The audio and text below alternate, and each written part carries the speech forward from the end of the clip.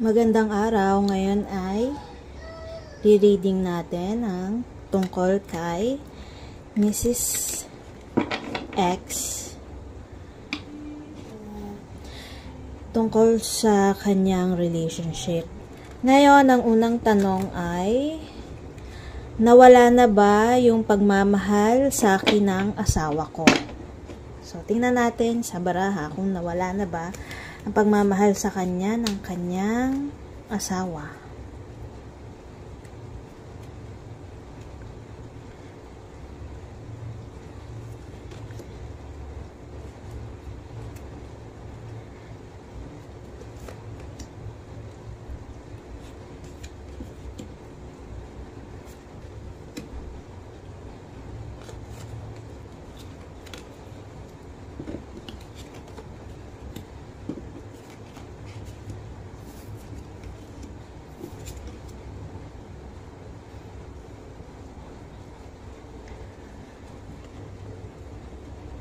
Makikita dito na nag-yes ang baraha. Nawala na daw yung pagmamahal ng asawa mo sa iyo. Kumbaga sa race, kapag tumunog na ang finish sound, tapos na ang laro. And nandito, finish na rin, sabi sa The World. Ngayon, yung asawa mo po, naglalakbay sa bundok o sa talampas, pero hindi niya alam na malapit na siyang mahulog. Ibig sabihin, hindi niya alam na makakasama sa kanya yung mga ginagawa niya ngayon, which is alam mo naman na yon, hindi ko na lang sasabihin dito. Ikaw at saka yung asawa mo po, pareho na po kayong napapagod sa nangyayari sa inyo. Kaya meron na pong dito may lalaki ng huhusga sa relationship nyo. Pwedeng magbibigay ng katapusan or magbibigay ng panibagong simula. At napag-usapan naman na po ninyo ito. Hindi ko lang sasabihin dito. Pwedeng nasa inyo kung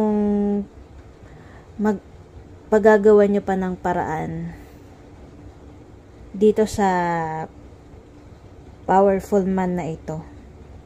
Kung gusto nyong sagipin yung asawa mo sa pagkakahulog, pwede naman po. Ito ang kasagutan.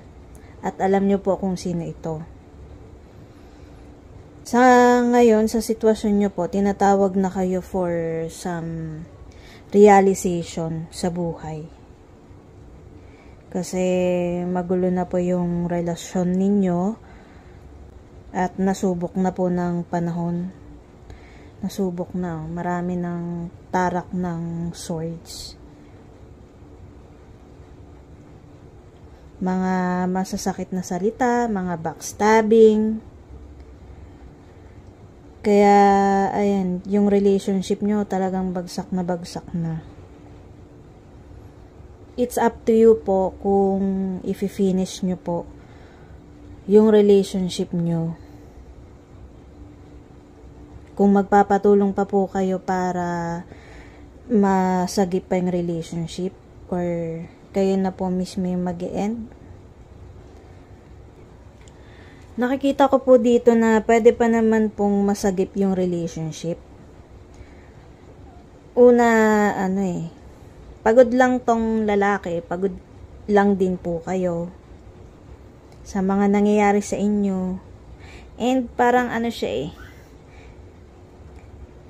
para siyang bata na hindi nag-iisip kung ikakasama niya ba yung mangyayari sa kanya. Ikaw naman po, kahit matapos yung relationship nyo, mukhang magiging masaya naman po kayo. And nasa inyo naman po lahat ng kailangan nyo if ever makipaghiwalay po kayo sa kanya. Pero masasabi ko dito, Kailangan nyo lang siguro na pareho ng pahinga, ng enjoyment sa buhay. Baka masyado na pong marami kayong inaasikaso kaya nawawala yung pagmamahal nyo sa isa't isa. Kailangan nyo po ng rebirth and transformation sa relationship nyo para mabuhay po ulit. Ayan, no? Makikita dito may kabaong. Tapos nabuhay sila. So, kailangan lang po ng rebirth dun sa relationship. Kailangan ng fireworks ulit para mabuhay.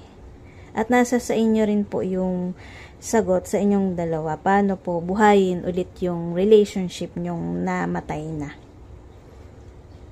Nakikita ko rin po dito na yung lalaki ang gusto ng putulin yung kung ano man po yung namamagitan sa inyo. Pero sabi ko nga po, pwede pa naman pong masagip kung gugustuhin nyo po at kung gugustuhin niya rin.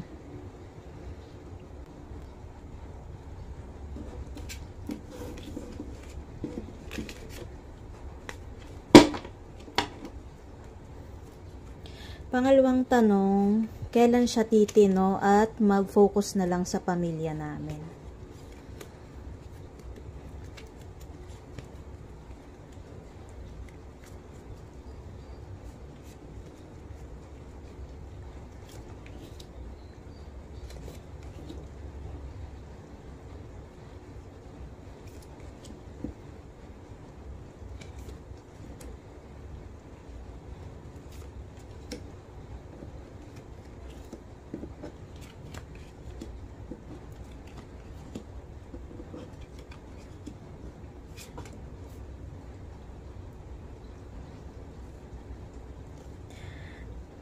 Sabi po dito, pinag-iisipan pa po niya. Pero paparating na daw po ito. Huwag daw po kayong mag-alala. Kasi ngayon, nagkakaroon na siya ng direction. Though may mga ayaw pa siyang iwanan, pero nag-iisip-isip na. And,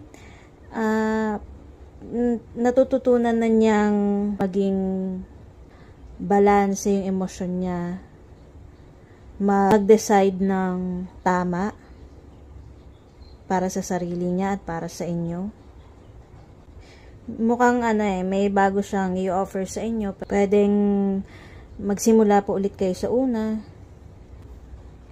Kailangan niya lang pong ma-realize din na marami na po siyang nasayang na panahon, na tao sa buhay niya, at ang kailangan niya lang ay humarap dito sa 2 cups na ito. Though nagkakaroon po kayo ng disappointment sa kanya, siguro tulungan nyo na lang din po siyang makarealize kung ano yung mga dapat i-priority or i-prioritize sa buhay, at ano yung mawawala sa kanya kapag hindi po siya nagtino sa mga ginagawa niya. Kailangan nyo rin pong pagkatiwalaan siya. Though marami siyang pagkakamali na ginawa sa iyo, sa inyo, magtitino na rin po ito. At malapit na po iyon.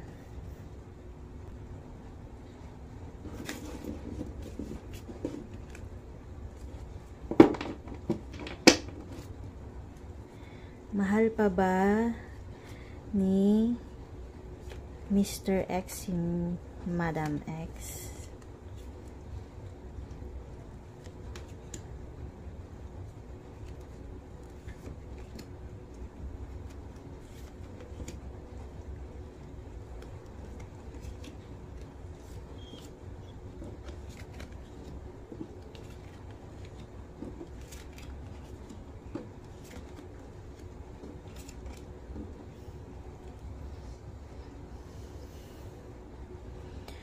Nag-no na po.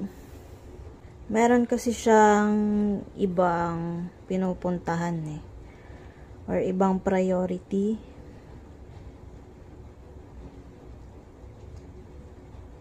And ang dami niyang minamanage sa buhay. Meron din siyang mga inaantay na result. Pwedeng pera ito, sa negosyo, sa relationship, sa family.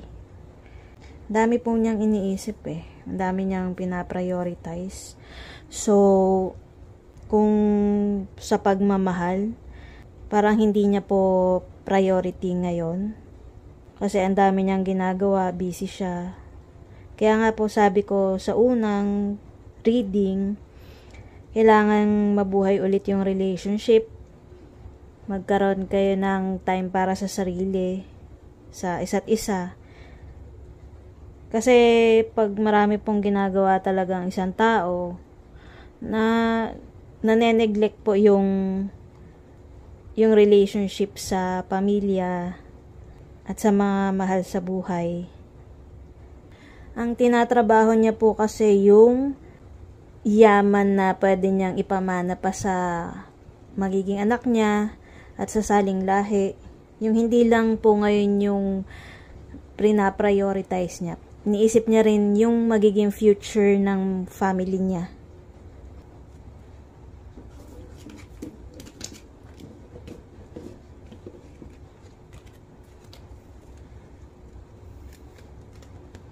Tanong dito kung napipilitan na lang ba si Mr. X na pakisamahan si Madam X. Napipilitan na lang ba?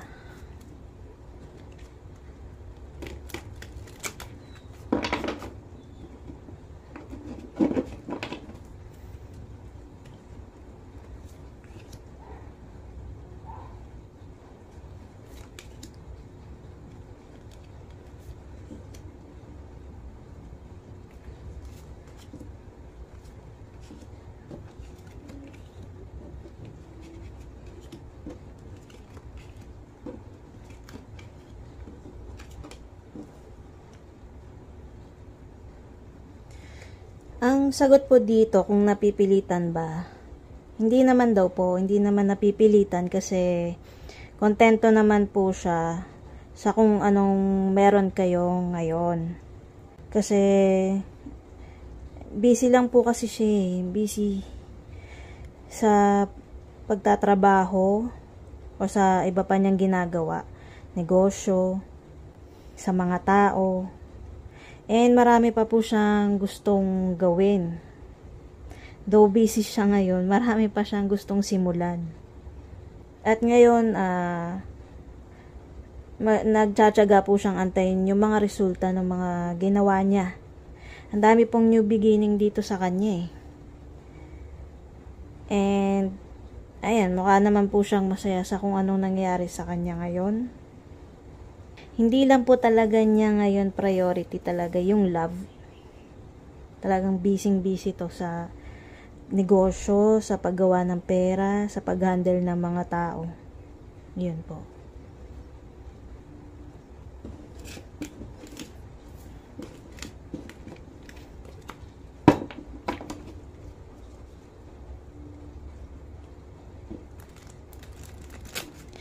Sunod na tanong, ano ang kailangan kong gawin para maisip o malaman niya kapag kami ang nawala sa kanya? Anong kailangan niyo pong gawin para maisip niya?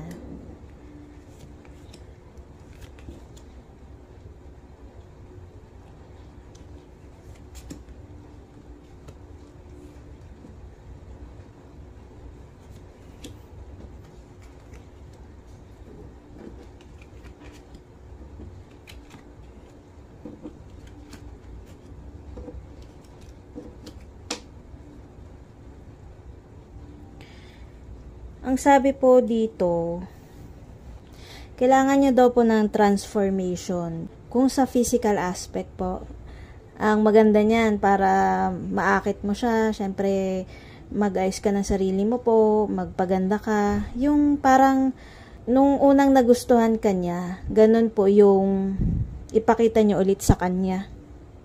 And wag po kayo masyadong isip ng isip sa relationship kasi masyado na kayong na-chained sa kanya. Hayaan niyo po muna siya na gawin yung mga gusto niya at ipakita niyo sa kanya na kaya niyong tumayo sa sarili niyong paa. Though magkasama kayo, kaya niyong gawin yung mga bagay na gusto nyong gawin, yung hobbies nyo, yung love nyong gawin sa araw-araw, sa trabaho, focus ka po sa trabaho, kesa magmukmuk po at isipin po siya ng isipin. Hayaan nyo po muna siyang maging malaya habang kayo pa. And sa kakaisip nyo po kasi, nabablock po yung intuition nyo. Kailangan laging i-clear nyo po ang isip nyo para yung decision na magawa nyo sa relationship nyo ay tama. At lakasan nyo daw po yung loob nyo sa mga nangyayari ngayon. Kasi dati, malakas naman po talaga ang loob nyo, ang tiwala nyo sa sarili nyo. Malakas din po ang intuition nyo. Which is, nawawala kasi kapag isip po kayo ng isip. Kumbaga, hayaan nyo po muna siya kung gusto niyang mapariwara sa buhay niya. Sige, go. Kumbaga, doon niya may isip yun eh. Kung siya na po ang hayaan nyo makarealize at makaisip. Though kayo nasa tamang daan eh, siya yung naliligaw. So, kayo na po ang umunawa sa kanya at tulungan nyo rin po siyang makarealize kung ano yung mga mawawala sa kanya kapag tinuloy-tuloy niya po yung pagloloko niya po.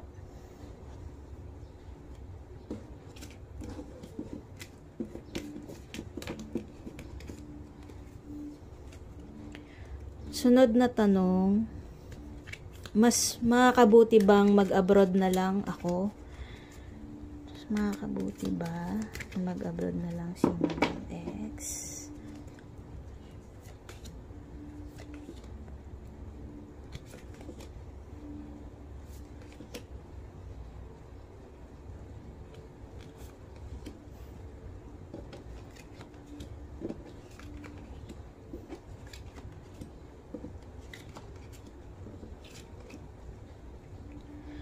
Sumagot po ang card ng yes.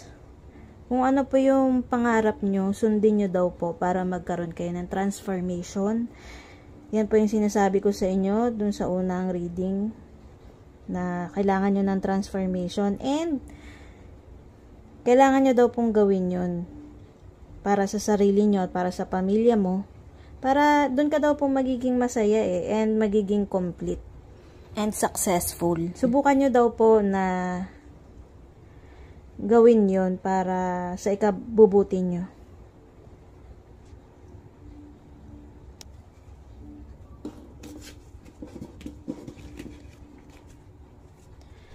Susunod na tanong ay, lahat ba ng pinapakita niya sa amin, sa akin, totoo pa ba?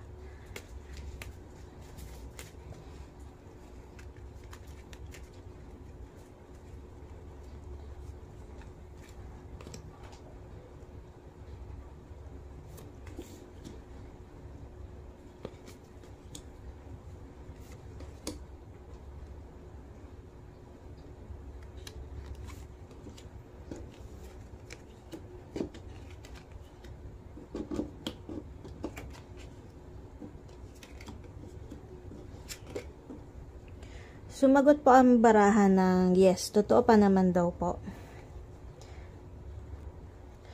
Ngayon po kasi bored lang po siya and nahihirapan siya sa pagdesisyon.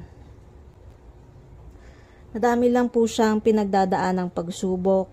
May maraming kaaway din, maraming kakompetensya. Pwedeng sa negosyo, at sa iba pang gawain niya ngayon, sa mga events na pinupuntahan niya. Kahit pa paano po nagkakaroon siya ng enlightenment at nakakapag-isip-isip kung ano ba yung dapat gawin sa buhay niya. Masyado po kasing magulo yung buhay niya ngayon eh. Ngayon po nakakapag-isip-isip na siya. Kailangan niya pong lumaban sa hamon ng buhay niya ngayon kasi nasa top siya ngayon eh. Ang daming gustong kunin yung pwesto niya. Kaya pinaglalabanan niya yon at kaya pinagbubutihan niya pong maigi yung kanyang trabaho. Ang dami po niya kasing activities. Talagang kung sabay-sabay ito, kaya gusto niyang gawin lahat ayon sa kanyang gusto at sa kung paano makakabuti yung ginagawa niya sa iba. Gusto niya pulido. Gusto niya magandang resulta. At gusto niya sa ikakabuti ng lahat at sa pamilyang sinasamahan niya ngayon.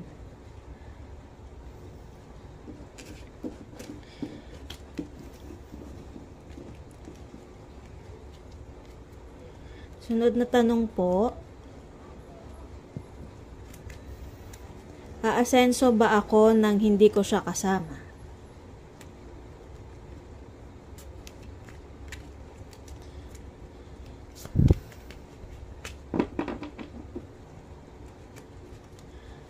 Aasenso.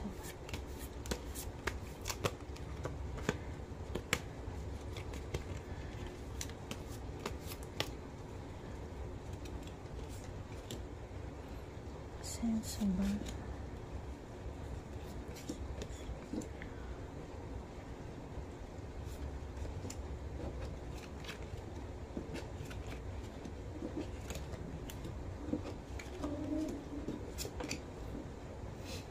Sumagot po ang card ng yes. Oo naman daw po. Aasenso kayo. Ayan po, daming pera. And kailangan nyo po ng rest. Sa mga isipin nyo ngayon, sa mga kung anong pinaprioritize nyo ngayon na nakakasama sa inyo para maging masaya naman daw po kayo. May nakikita po ako ditong lalaki na magbibigay sa inyo ng something. Pwedeng bagong love to or pwedeng si Mr. X. Yung gagawin nyo daw po ay ikakasaya ng inyong pamilya, ikakasaya nyo po at magkakaroon ka ng stability ng maraming ani.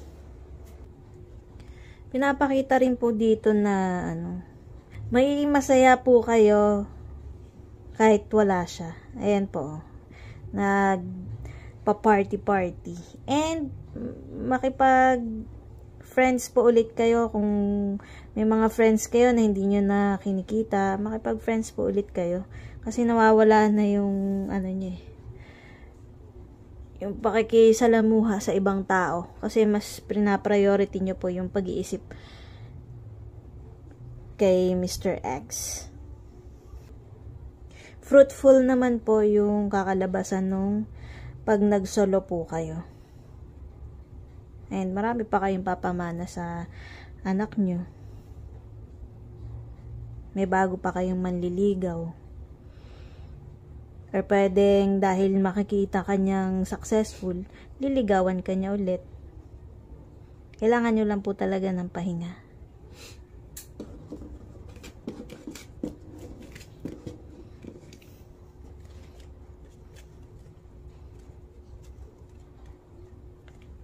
Sunod na tanong, mas makakabuti ba na iwanan ko na lang siya?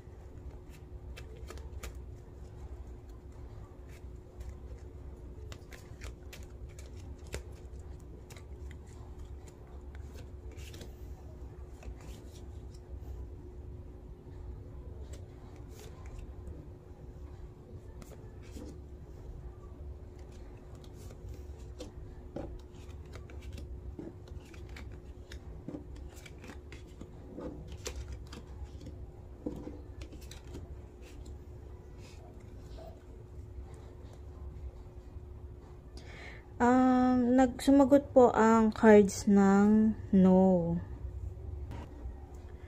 Ngayon po kasi kung iiwanan mo siya na dapang-dapa siya, walang-wala siya, at nagsisimula pa lang po ulit, parang hindi naman po magandang gawin. Tingnan nyo po muna kung ano po ulit ang pwedeng mangyari sa relationship nyo. Dahil sa mga bagong pangyayari nung mga nakaraang linggo. Ngayon po kasi nagsisimula pa lang siya ulit eh. And susuyuin ka pa rin niya kapag bigla kang nakipaghiwalay. Tingnan niyo po munang maigi. Isipin niyo po munang maigi. Kung final decision na po yung gagawin yung pag-iwan sa kanya. Pwede niyo pong pag-usapan kung ano yung mga problema ninyo para ma-solve. And baka pag iniwan niyo po siya, ayan, ito po kayo, nakatingin na lang sa past. Hindi na mag-move on. Kaya isipin nyo pong mabuti muna kung kaya nyo na ba siyang iwan. Pag ready na po kayo, hindi lang dahil kaya mo siya iiwan kasi masyado ka nang na-hurt pero mahal mo pa. Mas mahirapan po kayo. Lumabas po kayo sa relationship kung talagang kaya nyo nang mag-isa at kahit ligawan niya kayo ulit ay hindi nyo na po siya babalikan.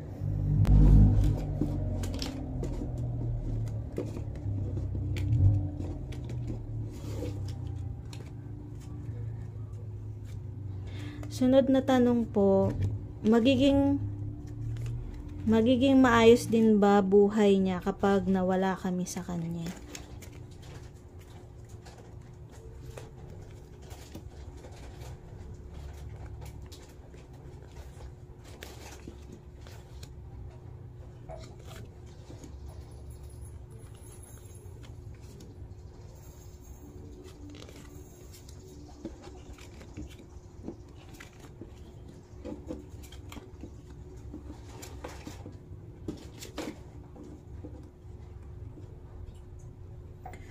Sumagot po yung barahan na no. Hindi daw po magiging maganda. Hindi daw po magiging maayos kasi mararamdaman niya yung mawawala sa buhay niya. Dito po pag iniwan niyo siya, mararamdaman niya yung epekto ng mga ginawa niya sa inyo. Makakarma siya and ang daming mawawala sa kanya. Magsisimula po ulit siya sa umpisa. Mawawala yung saya niya. Pero up to you pa rin po kung iiwan niyo siya o hindi. Wala po ako sa posisyon na magsabi na wag niyo siyang iwan. Nakadepende pa rin po sa inyo yun. Ang sa akin lang po ay advice and guidance. Kumbaga ikaw po ang magbibigay na ng hatol sa relationship. And kayo na rin po ang parang magbibigay ng karma sa kanya . Kasi naging fair po kayo sa kanya. Siya yung hindi naging fair. Kaya pag iniwan nyo siya, lahat ng mga pinagagawa niya sa inyo, mararamdaman niya after nung pagbe-break nyong dalawa.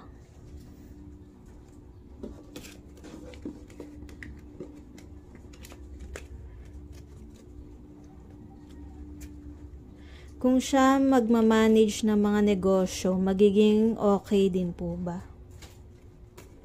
Kung siya bang magmamanage, magiging okay ba?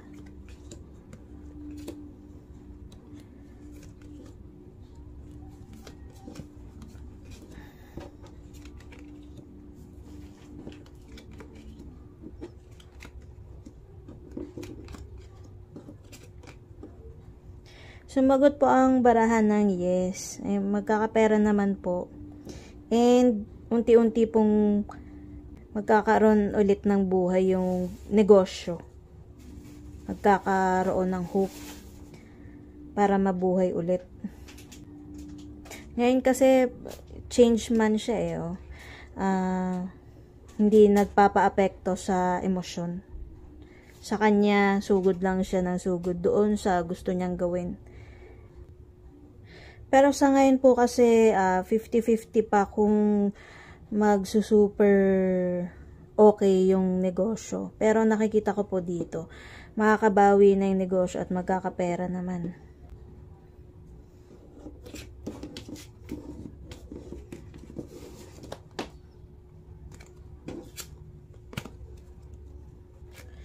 Sunod na tanong, ilang babae pa ang dadaan sa kanya para magbago siya? Tingnan natin kung may lalabas na numero or hints.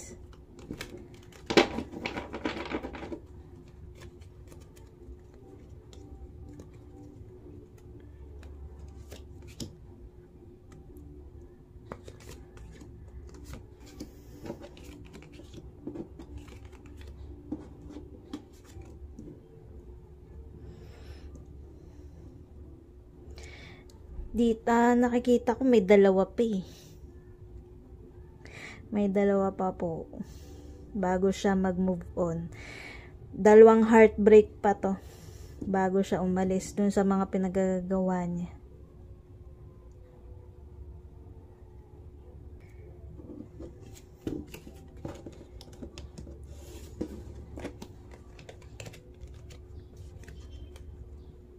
Hanggang kailan siya magsisinungaling, magloloko at magtatago sa akin? Hanggang kailan?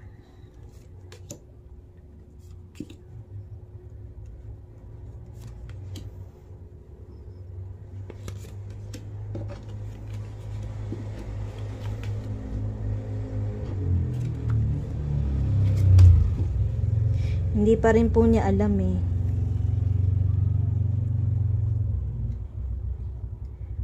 Hindi pa rin po niya alam kung hanggang kailan niya tatapusin. Pero dahil nireading natin nung una hanggang na may dalawa pa, yun po, malamang pagtapos ng dalawa, magseseryoso na po sa buhay. And paparating na daw po yun eh. Malapit na siyang magseryoso.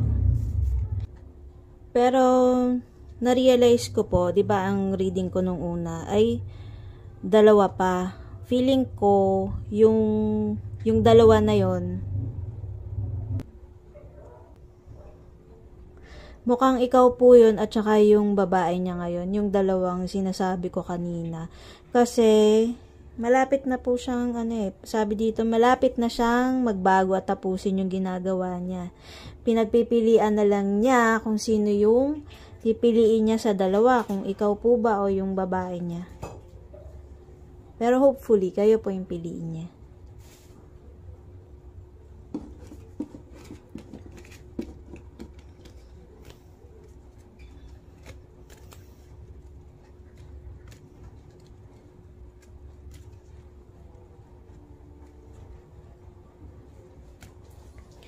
Hanggang kailan siya magsisinungaling, magloloko at magtatago sa akin?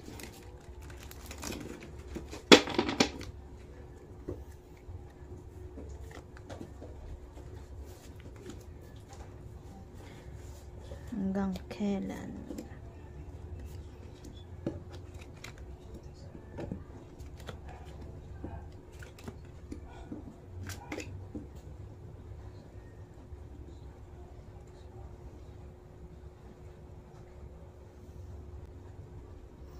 Ang nakikita ko po dito sa baraha,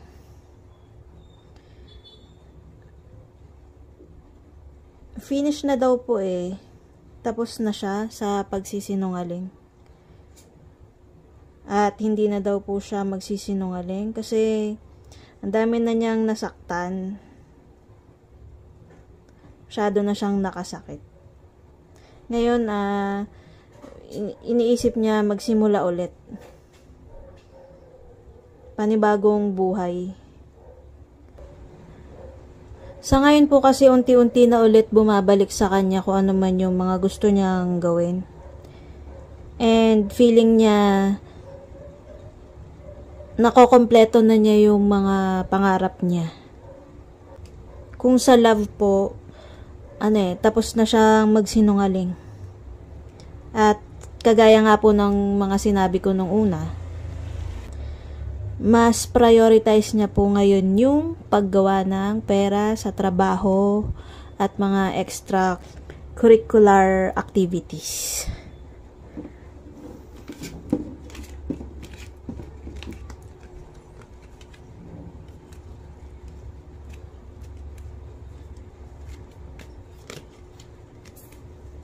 Maayos pa ba ang pamilya namin? Mapabalik ba sa dati?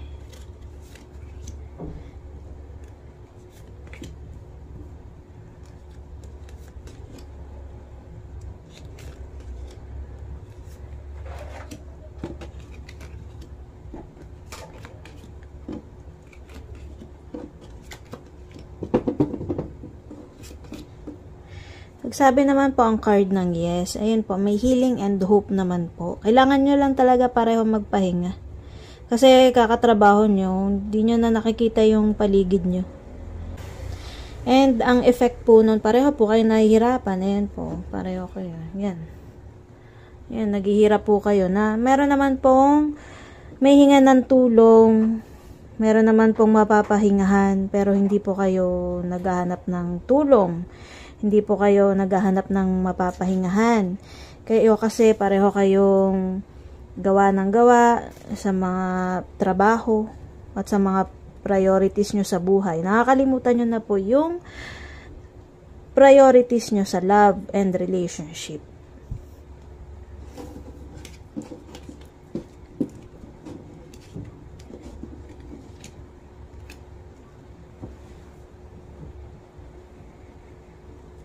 Hanggang kailan siya mababaliw sa babae niya? Which is nasagot naman na po natin na malapit na yon na matapos. May pinagpipilian na lang siya.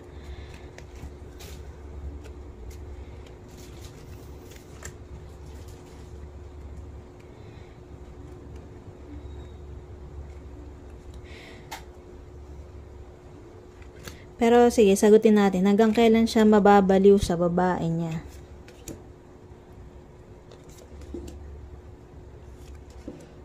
Hanggang kailan?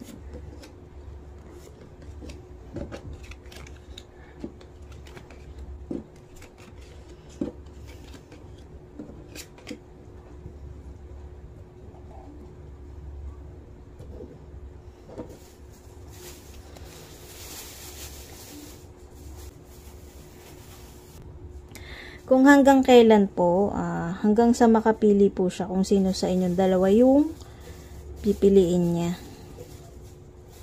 Hanging pa po kasi siya eh. Kasi hanggat hindi pa siya nakakapili, hindi siya magiging bata ulit, hindi siya babalik sa una, hindi siya makakapagsimula. Dami na po siyang disappointment sa buhay. And ngayon kasi parang nonchalant na lang yung nonchalant na lang siya. Yung sa halip na makapag-decide agad, parang ayaw na niya muna isipin. Pero huwag niyo pong i-pressure siya. Kung hanggang hindi pa siya nakakapag-decide, gawin niyo po muna yung mga gusto niyo gawin sa buhay ng out siya sa isip niyo. I-out niyo po muna siya sa isip niyo. Hayaan niyo po muna siya makapag-decide, makapag-isa. Para doon po siya makaka-realize kung sino ba talaga yung pipiliin niya.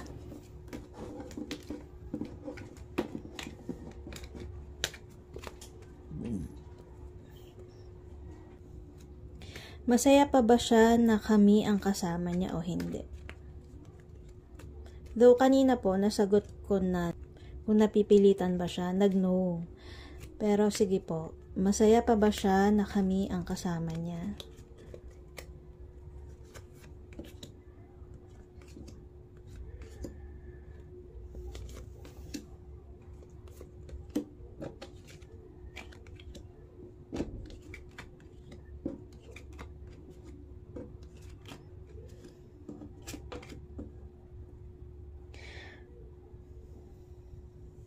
Sumagot po ang parahan ng yes. Ayan po, happy. Happy po siya. And na-appreciate and alam niya yung na-existing ka, nandiyan ka para sa kanya. Na lagi kang nakaantabay sa kanya, sa mga ginagawa niya, lagi niyo siyang iniisip. Na-appreciate naman po niya yun. Though may sarili kasi siyang battle na pinagdadaanan. And siya lang po kasi yung makakapanalo dun sa battle na yun. Battle po yan sa sarili niya, sa sarili niyang isip. Ang dami niyang pinagdadaanan na battles. Kung mawawala at mapapagtagumpayan niya po yung mga battles niya ngayon, tuluyan po siya magiging masaya sa inyo. At sa mga mapipili niya, at sa mga desisyon niya sa buhay. Kung sakaling kayo pong pipiliin niya, magiging masaya po kayo. Kasi tapos na po yung pinagdadaanan and battles niya sa buhay. Yung buhay ko ba kapag nawala na siya? Pag nawala na siya sa amin, mas magiging okay ba? Mas magiging okay ba?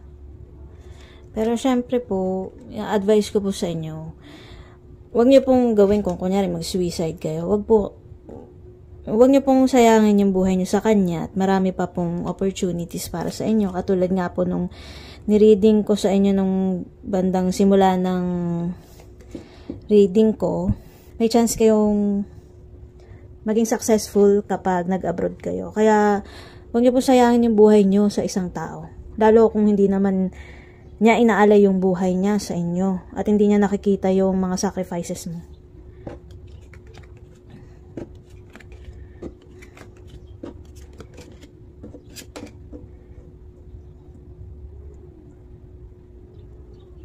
Huwag po kayong basta gumawa ng mga desisyon na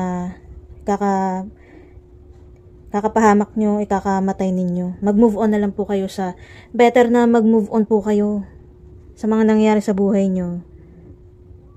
Though marami kayong pinagdaanan na hirap, mag-move on na lang po kayo. Tumawid na lang po kayo sa kabilang isla para magkaroon ng panibagong opportunities. Marunong naman po kayong mag-manage ng finances, ng time, ng emotions. Pero wag nyo pong gawin na mag-suicide o magpakamatay para lang po sa isang tao. Meron pong healing na paparating sa inyo. Subukan nyo lang pong tumawid ng kabilang isla. Kung mag-abroad po kayo, mag-abroad na lang po kayo kaysa magpakamatay po kayo.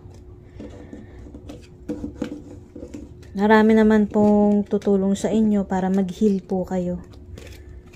Pero pagpapatiwakal po is not advisable. Yun lamang po, ma'am, ang mga kasagutan sa inyong tanong. Kung meron pa po kayong problema at kailangan ng advice, huwag po kayong mag-atubili na ako'y i-chat or i-tarot reading po natin, or pwede po namin kayong ma-advisean kung ano yung mga kailangan nyong gawin para hindi po kayo makagawa ng desisyon na pagsisisihan at ikakalungkot po ng mga tao sa paligid nyo sa bandang huli. Maraming salamat po sa inyong tiwala, and please subscribe to my channel. Comment below kung nasiyahan po kayo sa aking reading. Maraming salamat po sa tiwala.